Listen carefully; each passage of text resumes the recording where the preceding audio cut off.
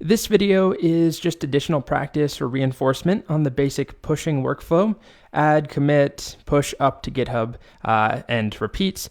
So if you feel good about that, move on to the next video where I talk about cloning your own repos, option 2.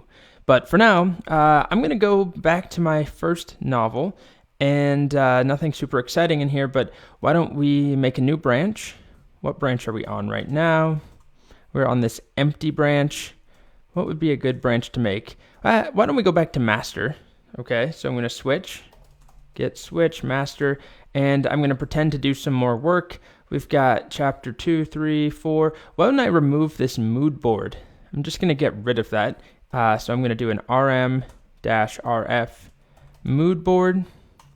So I got rid of that folder. I'll do a git status. I'll add all those changes, git commit, delete mood board folder. So now we have this new commit that only exists here locally on my repo, on my laptop, on the master branch, not up on GitHub. So now I'm going to switch to the empty branch, git switch empty. I'm going to make another commit on this branch. So what do we have in here? Not a whole lot. Why don't I make a new file? We'll call this one characters outline. How about summary.txt? And then I'm just going to add that empty file and commit it, add summary file. Okay, so now we have a commit here on empty that is not on GitHub, and we have a commit on master that is not on GitHub. So let's push both of them up.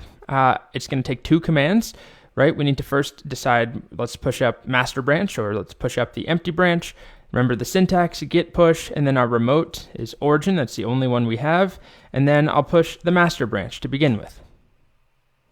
Okay, so if I come back to my GitHub and I refresh, I don't see anything new here, right? Because I'm still on the empty branch on GitHub.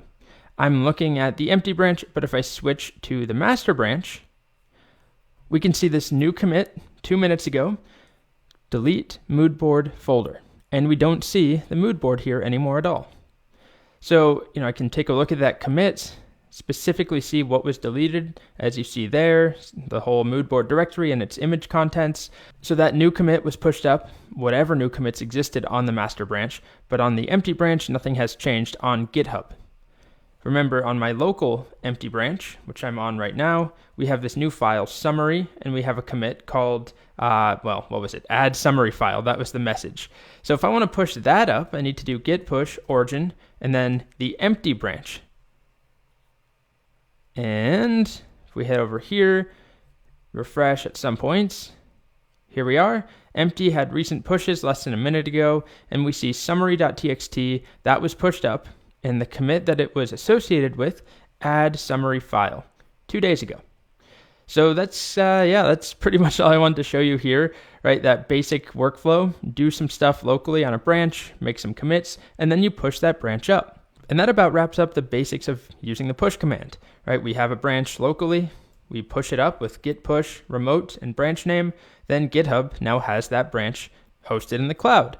And then we repeat that if we want to push another branch up. Now, you don't have to push, every branch you make up. Often what you'll do is have a master or a main branch, and then you'll have branches where you work on features. You can merge those into master/main and then push that new master/main work up. Or you can push branches up to GitHub and just have a whole bunch of branches. But that's something we'll talk about when we get to workflows. All right,